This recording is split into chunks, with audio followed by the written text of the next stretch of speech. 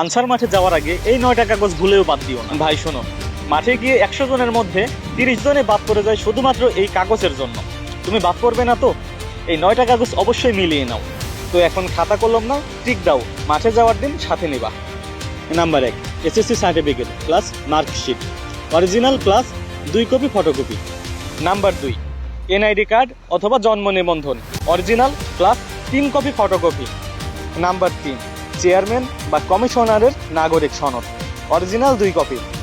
Number 4, চারিত্রিক সনদ original 2 copy. এটা স্কুলের হেডমাস্টার বা কলেজের প্রিন্সিপালের থেকেও নিতে পারো।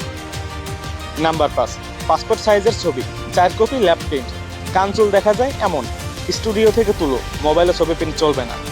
নাম্বার 6, আবেদনের কপি প্লাস টাকা জমার রিসিপ্ট।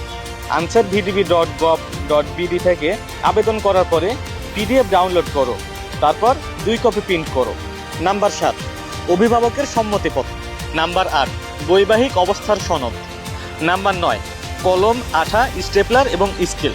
মাঠে ফর্ম পূরণ করার সময় এগুলো কাজে লাগে, খালি হাতে কোনোভাবেই যেও না।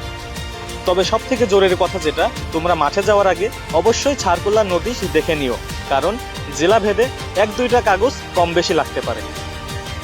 তো তুমি কোন জেলা থেকে আবেদন করতে চাচ্ছ এবং তোমার হাইট কত, ওজন কত, অবশ্যই কমেন্ট বক্সে জানাও।